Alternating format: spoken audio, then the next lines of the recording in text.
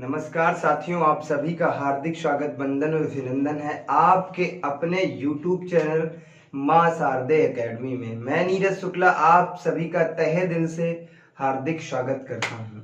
आज हम आपको पढ़ाएंगे बाल मनोविज्ञान, किसे कहते हैं बाल विकास।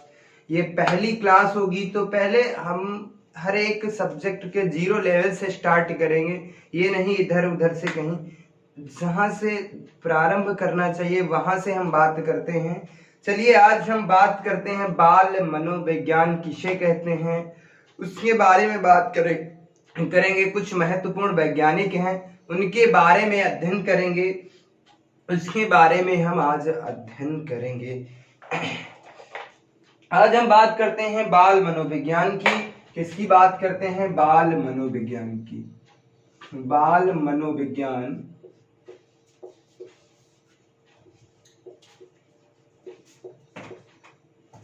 आज हम बात करेंगे बाल मनोविज्ञान किसे कहते हैं, बाल मनोविज्ञान। या हम सबसे पहले मनोविज्ञान की बात कर लेते हैं। मनोविज्ञान की बात करते हैं तो मनोविज्ञान का इतिहास क्या है, तो उसके बारे में सबसे पहले हम बात करेंगे। मनोविज्ञान का क्या इतिहास है उसके बारे में हम थोड़ी सी चर्चा करेंगे। मनोविज्ञान के इतिहास से सबसे पहले हम कुछ महत्वपूर्ण वैज्ञानिक हैं उनके बारे में हम अध्ययन करेंगे। वो हमारी परीक्षा के लिए अत्यंत उपयोगी होते हैं, तो कुछ वैज्ञानिकों का अध्ययन करेंगे। सबसे पहले हम किसका अध्ययन करेंगे? कुछ महत्वपूर्ण वैज्ञानिक हैं उनका, वैज्ञानिकों का अध्ययन करेंगे। किसका करेंगे? तो वैज्ञानिकों का अध्ययन। सबसे पहले हम कुछ महत्वपूर्ण वैज्ञानिक हैं, वैज्ञानिकों का अध्ययन। किसका अध्ययन? तो वैज्ञानिकों का अध्ययन करेंगे, वैज्ञानिकों का अध्ययन करेंगे। सबसे पहले हम बात करते हैं कि हम बाल मनोविज्ञान जो है उसमें बात करते हैं कुछ महत्वपूर्ण वैज्ञानिक हैं। यदि हम सबसे पहले सुकरात की बात करते हैं, मनोवैज्ञानिकों में सबसे पहले हम सुकरात की बात करते हैं। तो सुकरात की जब हम बात करते हैं, सुकरात से अक्सर एक क्वेश्चन पूछ ही लिया जाता है, अक्सर एक क्वेश्चन यहाँ से पूछ लिया जाता है। तो सबसे पहले हम इनके जन्म के बारे में बात करेंगे। इनका जन्म कब हुआ था? तो मेरे साथियों, इनका जन्म कब हुआ था? तो इनका जन्म 469 ईस्वी में ईसा पूर्व तथा 470, कभी कभी आ जाता है 469 ईस्वी पूर्व आ जाता है, और कभी कभी यदि ये ऑप्शन में नहीं होगा तो क्या होगा? 470। इनका जन्म की यदि हम बात करते हैं 469 या 470 ईसा पूर्व में हुआ था मेरे साथियों। यदि हम सुकरात की बात करते हैं तो सुकरात का जन्म कब हुआ था? सुकरात का जन्म 469 और 470 ईसा पूर्व में हुआ था। यदि इनका जन्म जब हुआ था तो इनकी मृत्यु कब हुई थी? यदि हम मृत्यु के बारे में बात करते हैं तो इनकी मृत्यु 399 ईसा पूर्व में हुई थी। इनकी मृत्यु कब हुई थी मेरे साथियों? तो इनकी मृत्यु जो हुई थी वो 399 ईसा पूर्व में हुई थी। कब हुई थी? 399 ईसा पूर्व में हुई थी। उम्मीद करता हूं ये बात बहुत अच्छी तरीके से समझ में आई होगी, इसमें किसी भी प्रकार की आपको कोई दिक्कत नहीं होगी। अच्छा, ये निवासी कहाँ का रहने वाला था? तो यदि हम बात करते ये कहाँ के निवासी थे, यदि हम बात कर लेते सुकरात जो थे ये कहाँ के निवासी थे? तो ये यूनान के निवासी थे। कहाँ के? यूनान के निवासी थे। यूनान के निवासी थे। कहाँ के निवासी थे? यूनान में एक शहर है एथेंस। कहाँ है? एथेंस एक यूनान में शहर है, एथेंस के निवासी थे। कहाँ है? तो एथेंस के निवासी थे। कौन? तो सुकरात की बात मैं करता हूं, और ये बात करता हूं तो यह प्रश्नोत्तर विधि का जन्मदाता भी था। इसे क्या कहा जाता है? सुकरात को क्या कहा जाता है? ये क्वेश्चन यहां से पूछा जाता है, प्रश्नोत्तर विधि का जन्मदाता किसे कहा जाता है मेरे लाल? तो प्रश्नोत्तर विधि का जन्मदाता भी इन्हें ही कहा जाता है। क्या कहा जाता है? तो इन्हें क्या कहा जाता है? प्रश्नोत्तर विधि का जन्मदाता। प्रश्नोत्तर विधि का जन्मदाता, प्रश्नोत्तर विधि का जन्मदाता कहा जाता है। क्या कहा जाता है? जन्मदाता कहा जाता है। ये क्वेश्चन बहुत बार पूछा गया है मेरे साथियों, इतना महत्वपूर्ण है ये क्वेश्चन, हर बार लगभग पूछ ही लिया जाता है, इतने महत्वपूर्ण है हमारे सुकरात परीक्षा की दृष्टि से। यदि हम बात करते हैं प्रश्नोत्तर विधि का जन्मदाता किसे कहा जाता है, तो प्रश्नोत्तर विधि का जन्मदाता इसे ही कहा जाता है। और क्या यह प्लेटो का गुरु था? किसका गुरु था मेरे साथियों? तो यह प्लेटो का गुरु था। किसका गुरु था? तो प्लेटो का गुरु था। प्लेटो का गुरु पूछा जाता है कौन था मेरे साथियों? तो यही प्लेटो का गुरु था। कौन? सुकरात थे प्लेटो के गुरु। इसने किस भाषा का प्रयोग किया था? एक क्वेश्चन और यहाँ से बनता है। एक क्वेश्चन यदि बनता है कि इसने किस भाषा का प्रयोग किया है मेरे साथियों, तो इसने किस भाषा का प्रयोग किया है? तो इसने लैटिन भाषा का प्रयोग किया है। किस भाषा का प्रयोग किया मेरे साथियों? इसने लैटिन भाषा का प्रयोग किया। किस भाषा का? तो लैटिन भाषा का प्रयोग किया है। उम्मीद करता हूं ये चीजें बेहद अच्छी तरीके से समझ में आई होंगी, इसमें कोई दिक्कत नहीं होगी, किसी भी प्रकार की कोई समस्या नहीं हुई होगी। यदि हम सुकरात से बात करते हैं तो इनका जन्म कब हुआ था? तो जन्म इनका जो हुआ था 469 और 470 ईसा पूर्व में हुआ था। और इनकी मृत्यु कब हुई थी? तो इनकी मृत्यु 399 ईसा पूर्व में हुई थी। ये कहाँ के निवासी थे? तो ये यूनान के निवासी थे। इन्हें प्रश्नोत्तर विधि का जन्मदाता कहा जाता है। प्रश्नोत्तर विधि का जन्मदाता किसे कहा जाता है? तो सुकरात को कहा जाता है। और इसे क्या? प्लेटो का गुरु भी इसे ही कहा जाता है। यदि बात करते हैं प्लेटो का गुरु कौन था, तो प्लेटो का गुरु सुकरात ही था। इसने किस भाषा का प्रयोग किया था? तो इसने लैटिन भाषा का प्रयोग किया था। उम्मीद करता हूं ये चीज बेहद अच्छी तरीके से समझ में आ गई होगी, इसमें किसी भी प्रकार की कोई दिक्कत नहीं हुई होगी। अब हम यहीं पे थोड़ी सी बात कर लेता हूं, प्लेटो की बात करता हूं। किसकी बात मैं करता हूं? तो प्लेटो की बात कर लेता हूं। यहीं पे बात कर लूंगा, प्लेटो की बात कर लूंगा। यदि हम प्लेटो की बात करते हैं, किसकी बात करते हैं? प्लेटो की बात करते हैं, तो सबसे पहले इसमें भी हम जानेंगे इसका जन्म कब हुआ था। तो इसका जन्म कब हुआ था मेरे साथियों? तो प्लेटो का जन्म 427 ईसा पूर्व, कभी कभी 427 नहीं मिलता है तो 428 ईसा पूर्व में हुआ था। यदि हम बात करते हैं प्लेटो का जन्म कब हुआ था मेरे साथियों, तो प्लेटो का जन्म कब हुआ था? तो प्लेटो का जन्म 427 और 428 ईसा पूर्व में हुआ था। यदि इसकी मृत्यु की बात करें, इसकी मृत्यु कब हुई थी? तो इसकी मृत्यु 347 से 348 ईस्वी में हुई थी। कभी कभी ये दो चीजें हम इसलिए बता रहे हैं, यदि ऑप्शन में ये नहीं है तो ये होगा। यदि इसकी मृत्यु की बात करते हैं तो 347 ईस्वी या 348 ईस्वी में हुई थी। कब हुई थी? 348 ईस्वी में हुई थी, ईसा पूर्व में हुई थी। उम्मीद करता हूं ये चीजें समझ में आ गई होगी। इसके जन्म और मृत्यु के बारे में जो चीजें थी वो हमने बताने का प्रयास किया है। अब बात करते हैं ये निवासी कहाँ का था। तो ये निवासी जो था ये एथेंस का निवासी था। यदि हम बात करते हैं ये कहाँ का निवासी था, तो ये एथेंस का निवासी था। कहाँ का निवासी था? तो एथेंस का निवासी था। ये बात भी समझ में आ गई होगी। यदि हम बात करते हैं संवाद विधि का जन्मदाता किसे कहा जाता है, तो इसे क्या कहा जाता है? संवाद विधि का जन्मदाता। इसे और क्या कहा जाता है? संवाद विधि का जन्मदाता कहा जाता है। संवाद विधि का जन्मदाता कहा जाता है। क्या कहा जाता है? संवाद विधि का जन्मदाता किसे कहा जाता है मेरे साथियों? तो प्लेटो को ही कहा जाता है संवाद विधि का जन्मदाता कहा जाता है। इसने एक संस्था की स्थापना करी थी, इसने अकादमिक संस्था की स्थापना करी थी। इसने किस संस्था की स्थापना करी थी? यदि क्वेश्चन ये पूछा जाता है तो इसने अकादमिक संस्था की स्थापना करी थी। किस संस्था की स्थापना करी थी? तो इसने अकादमिक संस्था की स्थापना करी थी। अकादमिक संस्था की स्थापना करी थी। अकादमिक संस्था की स्थापना करी थी। स्थापना की थी इसने। किसने अकादमिक संस्था की स्थापना की थी? यदि ये क्वेश्चन पूछा जाता है मेरे साथियों, तो ये प्लेटो ने करी थी। प्लेटो के बारे में हम बात करते हैं, जन्म और मृत्यु तो बहुत ज्यादा मायने नहीं रखता है, इनके भी जन्म और मृत्यु इतनी मायने नहीं रखती, लेकिन हम जब बात कर रहे थे तो जो विशेष तौर से चर्चा कर लेते हैं। ये कई बार पूछा गया, संवाद विधि का जन्मदाता किसे कहा जाता है मेरे साथियों। हम वही चीजें आपको बताएंगे जो आपको परीक्षा की दृष्टि से अत्यंत महत्वपूर्ण और रोचक हैं। हम बात करते हैं संवाद विधि का जन्मदाता किसे कहा जाता है, तो संवाद विधि का जन्मदाता प्लेटो को कहा जाता है। और अकादमिक संस्था की स्थापना किसने करी थी? तो अकादमिक संस्था की स्थापना प्लेटो ने करी थी। ये निवासी कहाँ का था? तो एथेंस का निवासी था। इसकी मृत्यु कब हुई थी? तो इसकी मृत्यु 347 या 348 ईसा पूर्व में हुई थी। यदि इसके हम जन्म की बात करते हैं तो इसका जन्म 427 या 428 ईसा पूर्व में हुआ था।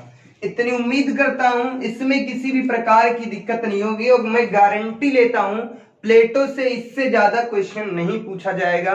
इससे ज्यादा इनसे क्वेश्चन आपके यूपीटीटी और सुपर टेट में इससे ज्यादा नहीं पूछा जाएगा, ये मैं गारंटी के साथ कहता हूं। यदि हम इनकी बात कर लेते हैं, थोड़ी सी बात करता हूं सुकरात की, तो इन्हें इनका जन्म कब हुआ था? तो इनका जन्म 469 से 470 ईसा पूर्व में हुआ था। इनकी मृत्यु कब हुई थी? तो इनकी मृत्यु 399 ईसा पूर्व में हुई थी। यदि हम बात करते हैं तो ये यूनान के निवासी थे। निवासी कहाँ के थे? यूनान के। इन्हें क्या कहा जाता है? प्रश्नोत्तर विधि का जन्मदाता किसे कहा जाता है? तो सुकरात को कहा जाता है। और संवाद विधि का जन्मदाता की यदि हम बात करते हैं तो प्लेटो को कहा जाता है। अच्छा, ये प्लेटो का गुरु था। तो प्लेटो का गुरु कौन था? सुकरात। तो इसका मतलब यह सुकरात का शिष्य भी था। तो इसे हम कह सकते हैं यह सुकरात का शिष्य था। किसका? तो ये सुकरात का शिष्य था। एक बात और लिख सकते हैं, ये सुकरात का शिष्य था। सुकरात का शिष्य था। कौन सुकरात का शिष्य था मेरे लाल, मेरे साथियों? तो ये प्लेटो था। उम्मीद करता हूं ये सारी चीजें समझ में आई होंगी।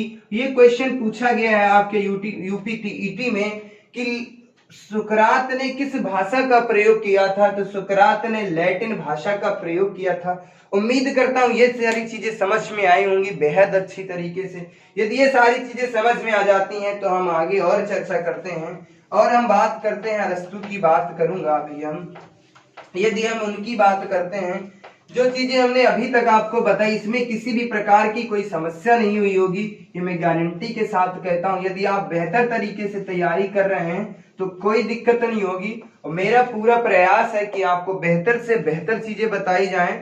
यदि हम अरस्तु की बात करता हूं, किसकी? अरस्तु की बात करता हूं, अरस्तु की बात करता हूं, तो इनके बारे में भी थोड़ी सी हम चर्चा करेंगे।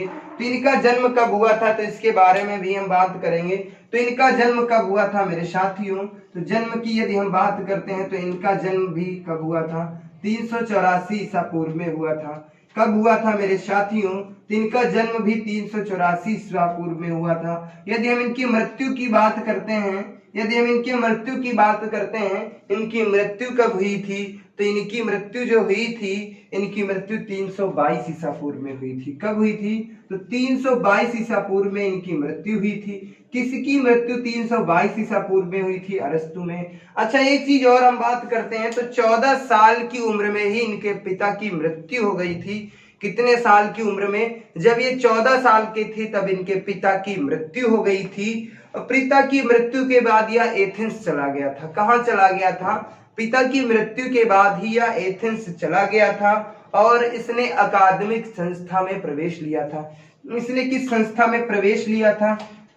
इसने प्रवेश लिया था किस संस्था में? इसने अकादमिक संस्था में प्रवेश लिया था। कहाँ?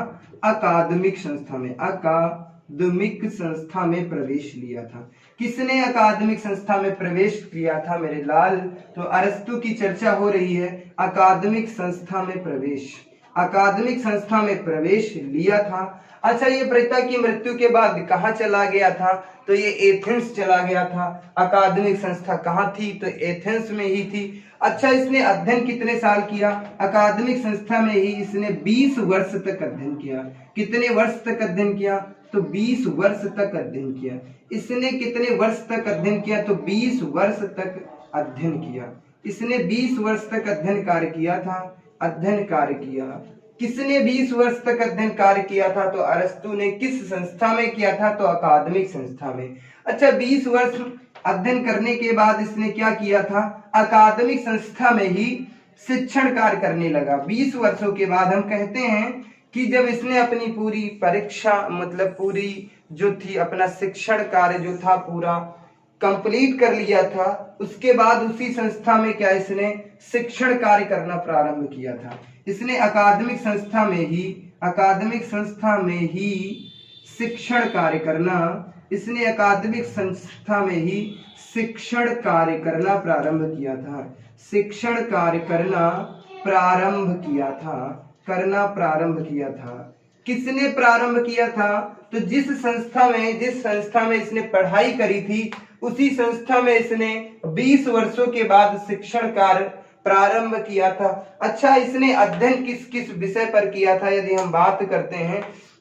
यदि हम अध्ययन की बात करते हैं तो इसने दर्शन शास्त्र पे अध्ययन किया था, और राजनीति शास्त्र का अध्ययन किया था, और जीव विज्ञान का अध्ययन किया था। यदि हम बात करते हैं इसने किस किस चीज का अध्ययन किया था, यदि हम इसके अध्ययन की बात करता हूं मेरे साथियों, तो इसने अध्ययन किस किस चीज का किया था, किस किस विषय का अध्ययन किया था?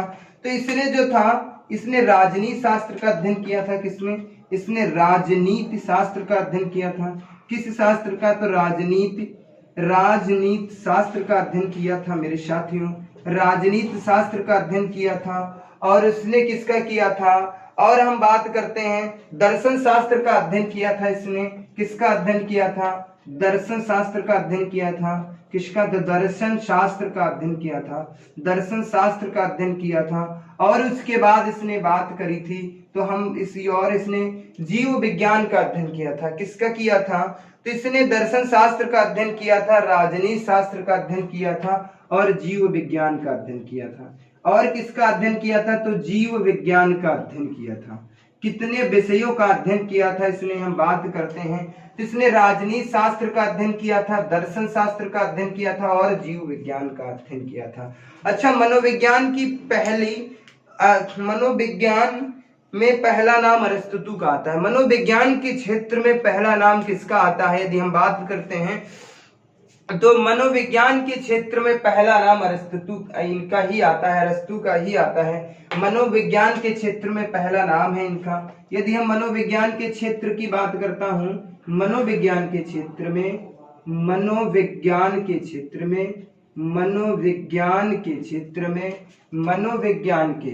में पहला नाम इन्हीं का आता है। पहला नाम अरिस्तु का आता है। किसका आता है? अरिस्तु का आता है मेरे साथियों। उम्मीद करता हूं ये सारी चीजें बेहद अच्छी तरीके से समझ में आई होंगी।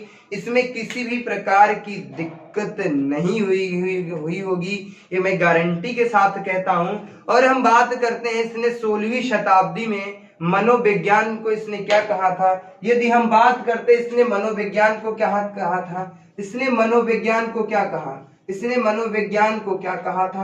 मनोविज्ञान को इसने क्या कहा था? तो इसने आत्मा का विज्ञान का कहा था। किसने क्या कहा था? इसने आत्मा का विज्ञान किसने कहा था? तो इसने ही आत्मा का विज्ञान कहा था। मनोविज्ञान को आत्मा का विज्ञान किसने कहा? तो ये अरिस्तु ने कहा था। किसने कहा था? अरिस्तु ने ही कहा था। अरिस्तु ने कहा था मेरे साथियों। कब कहा था? तो 16वीं शताब्दी में कहा था। कब कहा था? तो 16वीं शताब्दी में कहा था। उम्मीद करता हूँ ये सारी चीजें समझ में आ रही होंगी, कोई दिक्कत नहीं है, किसी भी प्रकार की कोई समस्या नहीं होगी, ये मैं गारंटी के साथ कहता हूँ। बस आप जुड़े रहिए हमारे साथ और बेहतर से बेहतर तरीके से सीखने का प्रयास करो, कोई दिक्कत नहीं होगा। आपको एक सबसे बेहतरीन तरीका मिलेगा आपके अपने YouTube प्लेटफॉर्म पे, मां शारदे एकेडमी के YouTube चैनल पर। अब हम बात करते हैं मनोविज्ञान का विकास कैसे हुआ। तो मनोविज्ञान के विकास के बारे में हम बात करते हैं। उम्मीद करता हूं अरिस्तु से जो हमने बता दिया, इससे बाहर कुछ नहीं पूछा जाएगा, ये मेरी गारंटी है, इससे बाहर कुछ नहीं पूछा जाएगा। अब हम बात करते हैं मनोविज्ञान के विकास की। यदि हम बात करते हैं तो मनोविज्ञान का विकास कैसे हुआ, क्या क्या चीजें हैं। हाँ, मनोविज्ञान के विकास की यदि हम बात करते हैं तो किसने मनोविज्ञान को क्या क्या कहा। यदि हम बात कर लेते हैं मेरे साथियों मनोविज्ञान की, किसकी बात कर लेता हूं मेरे साथियों, हम बात करते हैं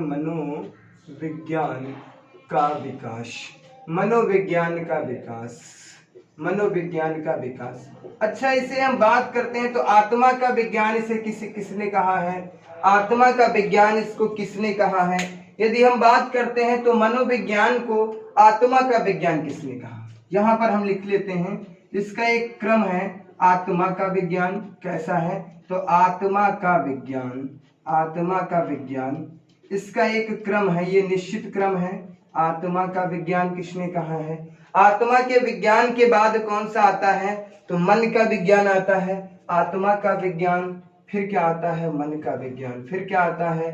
मन का विज्ञान। मन का विज्ञान, ये बात किसने कही है?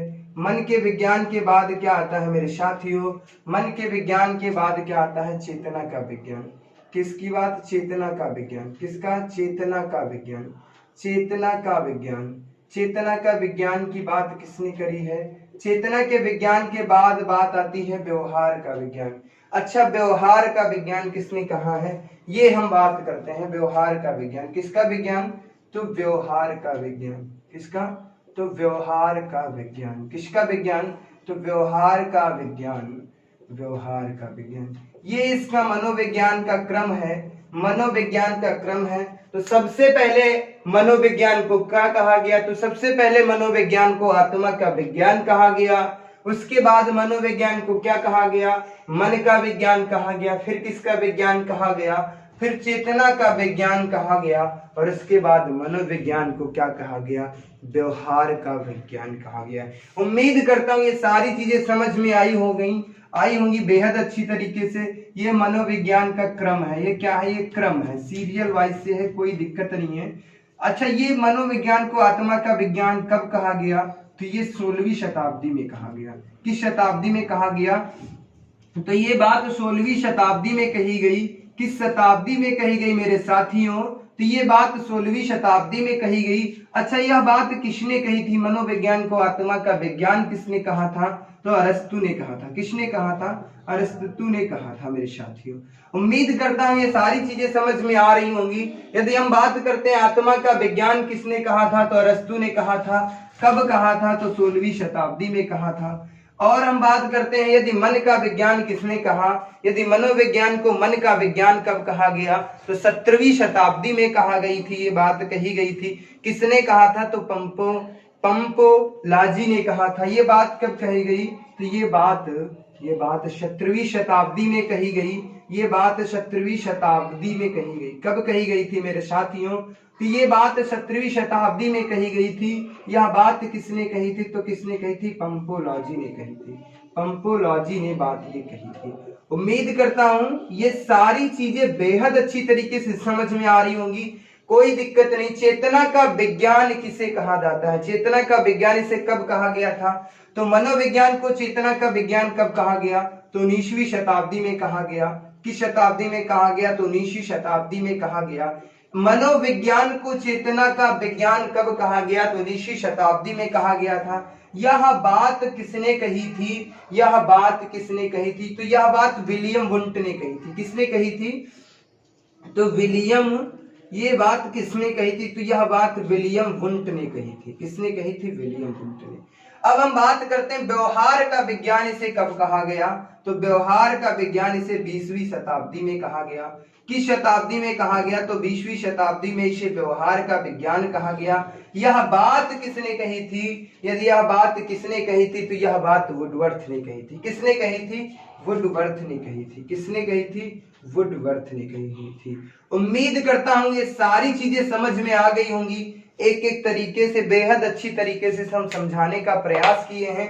मतलब ये जरूरी नहीं कि बहुत ज्यादा लिखाया जाए डीप में। जो चीजें हैं पॉइंट की चीजें हैं, बेहतरीन तरीके से समझ लो, कोई दिक्कत नहीं। पूरा मनोविज्ञान का जो विकास था वो खत्म हो जाता यहीं पे। यदि हम बात करते हैं मनोविज्ञान को आत्मा का विज्ञान किसने कहा था मेरे साथियों?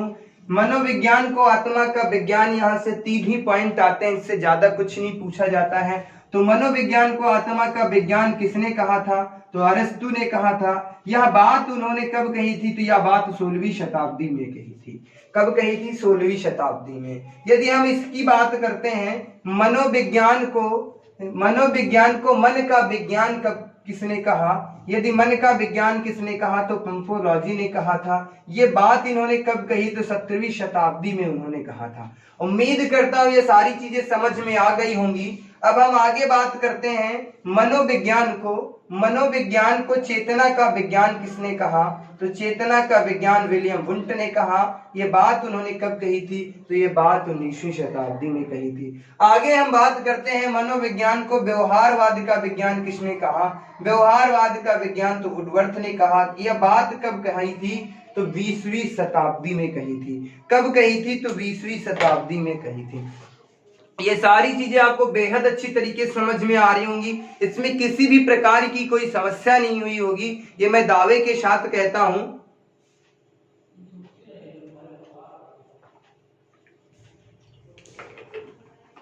यदि हम आगे बात करते हैं, यदि हम थोड़ी सी आगे और चर्चा करते हैं, यदि हम चर्चा करते हैं, वुडवर्थ ने एक परिभाषा, वुडवर्थ की बहुत इंपॉर्टेंट है, बहुत ही उपयोगी है। वुडवर्थ की परिभाषा किसकी है? तो वुडवर्थ की परिभाषा है जिन्होंने व्यवहारवाद को, मनोविज्ञान को व्यवहारवाद की संज्ञा दी है, व्यवहारवाद की बात कही थी। अच्छा, वुडवर्थ ने क्या कहा था? इन्होंने कहा था, एक इनकी परिभाषा है, इन्होंने कहा था, इन्होंने क्या किया? आत्मा का त्याग किया। इन्होंने आत्मा का त्याग किया, आत्मा का त्याग किया, आत्मा का त्याग किया, मन का त्याग किया, मन का त्याग किया, आत्मा का त्याग किया, मन का त्याग किया, आत्मा का त्याग किया, मन का त्याग किया, चेतना का त्याग किया। किसका? तो चेतना का त्याग किया, चेतना का त्याग किया, चेतना का त्याग किया और व्यवहार को अपनाया। और क्या? और व्यवहार को अपनाया, व्यवहार को अपनाया, व्यवहार को अपनाया। यह इनकी एक परिभाषा है। किसकी है? वुडवर्थ की है।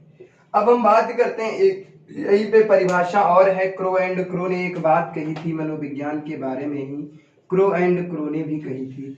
Crow and crow, crow and crow हमारी परीक्षा के लिए इतने इंपॉर्टेंट है, बहुत ही महत्वपूर्ण है। यदि हम इनकी बात करते हैं तो मनोविज्ञान को मानव व्यवहार, मानव संबंधों का अध्ययन किसने कहा था? मनोविज्ञान। इन्होंने कही थी कि मनोविज्ञान, इन्होंने कहा था मनोविज्ञान, इन्होंने ये बात कही थी, मनोविज्ञान, मनोविज्ञान मानव व्यवहार, मानव व्यवहार, मनोविज्ञान मानव व्यवहार। यह बात किसने कही है मेरे लाल, मेरे साथियों?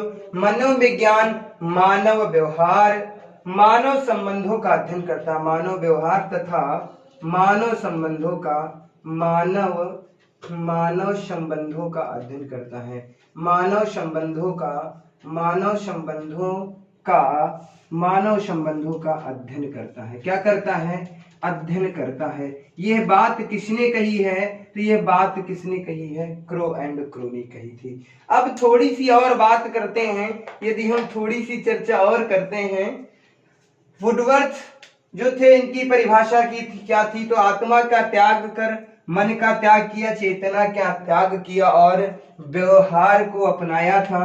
क्रो एंड क्रो ने क्या कहा था? तो क्रो एंड क्रो ने कहा था मनोविज्ञान मानव व्यवहार तथा मानव संबंधों का क्या है? अध्ययन है। ये बात किसने कही थी? तो यह बात क्रो एंड क्रो ने कही थी। उम्मीद करता हूं ये सारी चीजें बेहतरीन तरीके से समझ में आई होंगी, इसमें किसी भी प्रकार की कोई दिक्कत नहीं हुई होगी।